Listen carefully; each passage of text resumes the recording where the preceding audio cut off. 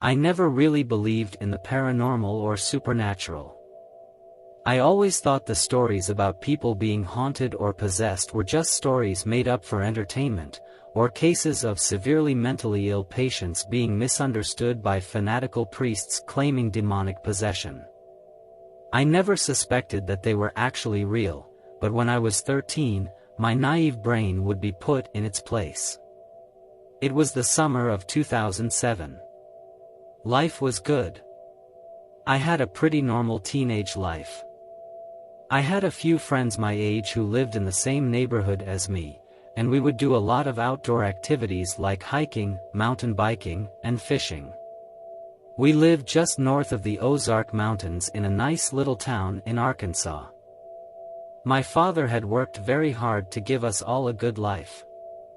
He came from a poor family, and joined the military at 18 to better his future, and it paid off. He got a good job working on airplanes, and we moved to the country. My parents got a steal on a really nice old house in the village. It was a nice little community built into the woods, which had golf courses, private lakes and trails, and its own shopping center with a Harps and a couple of restaurants. We were a happy, normal middle-class family. That is, until that things showed up and ruined our lives. There were a lot of local legends about the natives that used to inhabit the area. Supposedly our entire community was built on top of sacred land. I used to walk the trails near my house a lot, and you could find cliffs and overhangs with Indian paintings on the walls, and remnants of their civilization. I always felt bad about how they were driven from their homes by my ancestors, but I was still grateful for my home and wonderful life. The kids at school would often scare each other by telling tales of shamans summoning skinwalkers and rakes, and that to this day they still haunt the woods at night, looking for a midnight snack. I always laughed it off. Ghosts and monsters aren't real, they're just made-up stories to scare kids. I always thought the ghost hunter shows were ridiculous. You wouldn't hear or see anything on camera, but the people in the show would jump at a creek in the night, and suspenseful music would play while the camera focused on empty darkness. Those shows can be fun for the imagination, but the reality of paranormal entities is much more terrifying. They can tear apart families and bring your whole world crashing down. I would learn this dark reality one summer night.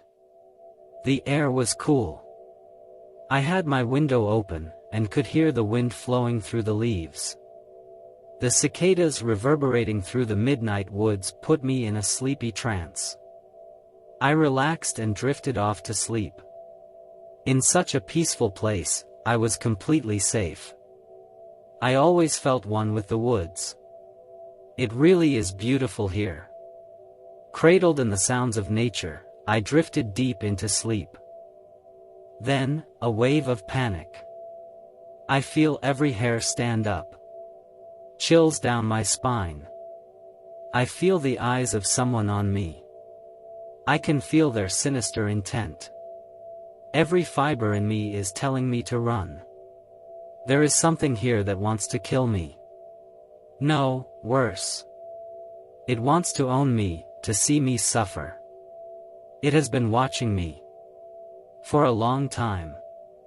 I have been chosen. I can't breathe. Help me. Help me. I scream. Emoem. I hear laughter. Not human, not a physical voice. Multiple voices of all octaves laughing at once. I can't open my eyes, I can't breathe or talk, but I see its eyes. Blue bloodshot bulging eyes. Huge pupils. Red is filling my mind. I feel pressure. My entire body is vibrating and I feel like I'm going to explode. I gasp as I fully awaken. But as I open my eyes I freeze. I can't believe what I'm seeing. Through my open door I can see something laying on our living room couch. It's clearly visible but clearly not a person. It's like a shadow, but flowing. The moonlight illuminates its face. A skull with a sinister smile. It has those same eyes from my dream. Huge bulging wide open eyes. Crystal blue pupils. It's staring at me, smiling. It's awkwardly sprawled out on the couch and its shadowy body, like a translucent but pitch-black cloak, flows as if underwater. I'm getting chills just typing this, and I want to be clear that this is not a fictional story. This really happened. I was so scared I was frozen. I felt electricity going up and down my spine, through my brain. My eyes were wide and watering. My mouth hung open. It stared into my eyes. Into my mind for what felt like hours. It then quickly shifted out of sight. It darted down the couch and into the shadows. Adrenaline hit me and I ran into my parents' room. I burst open the door panting, and covered in sweat. My parents were at first annoyed, and it was the typical thing parents do when something like this happens. But as I described every detail about my encounter, and when they saw how terrified I was, I started to see a look of unease and fear in my father's eyes. He was scared. He believed me. My father, being a devout Christian, believed in demons, and he was convinced I had just been tormented, and that I was in danger. He was very serious, and I could see that he was disturbed by what had just happened. He woke up my little sister, and the whole family gathered in the living room. I wish my dad had never done what he did next. He got out his Bible and turned the pages to a verse. I don't quite remember the actual verse, but it was something about casting out demons. In the name of Jesus Christ, I command you to leave my family alone. He yelled angrily, cursing the demon. If you want one of us, take me. Leave my family alone. We sat in the living room talking well into the night, and after a while we were all tired and went back to bed. I couldn't sleep though. I couldn't forget those eyes, its evil smile. The way it moved. It was disturbing. Fast forward a few months and things were normal. Me and my sister went back to school, and for the most part one had forgotten all about the demon. I even convinced myself it was a bad dream, or even sleep paralysis, even though that was the only time sleep paralysis had ever happened to me. I went on with my life. Until we got the worst news I had ever heard to this day. My dad was diagnosed with a rare form of bone cancer, and it had spread. He was dying. We were devastated. I hugged my father and cried all day that day. I couldn't believe I was going to lose my dad. He was always so strong and seemed very healthy. The weird thing is, and the doctors were also puzzled, his cancer was usually only found in teenagers.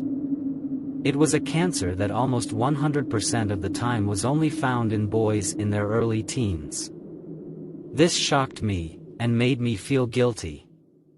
The whole experience of the demon became prominent in my mind, and I remembered my father's words to the demon.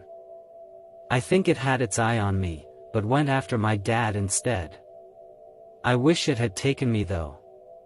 My family would be much better off today if it had. My father remained positive through his sickness. He went to chemotherapy sessions, started eating healthier, and worked out as much as he could. With his bald head and amputated leg, people would often come up to him and thank him for his service. He always laughed and said thank you because he was a veteran. However, contrary to what people thought, his condition was much worse than if he had stepped on an IED. He lived for 3 more years even though the doctors said he had less than a year to live. He always stayed happy and positive, more for our sake than his own. But toward the end he started to slowly deteriorate. It was awful. I couldn't do anything to help him. The man I looked up to, who protected us, who I always saw as invincible, was crumbling before me. He lost all his weight and started sleeping on the couch to not disturb my mom. He was so sick. He suffered so much. I would hear his death rattles and moans and want nothing more than to help him in any way I could. Something that disturbs me so much to this day is that I started to realize something. He more and more resembled the demon. He was getting so thin he looked like a skeleton, and he had very blue eyes. Sometimes he would just look at me from the couch and I would get chills. The demon had been mocking me, imitating what he would do to my father while viciously smiling. As if it was funny. This enrages me. How can something be so vile? So purely evil? My poor father soon died and left us a broken family. My mother fell into a deep depression. I looked after my little sister, tried to be the best father figure I could be, even though I was a poor substitute. We fell behind on the bills and the bank foreclosed our house. We lost everything. The next handful of years were a struggle, but now I'm an adult and have gotten some sort of a stable life. I recently figured out why my father was so shaken that night and didn't just blow it off as a bad dream. I visited my sister recently and we started talking about ghosts and the paranormal. I asked if she had ever seen anything like that and she hesitated for a second but then told me. And what she said gave me the chills. She was very young the night I saw the demon, and had largely forgotten that night. But she told me she used to see a shadowy man standing at the end of her bed. He had a skull for a face. Demons are real.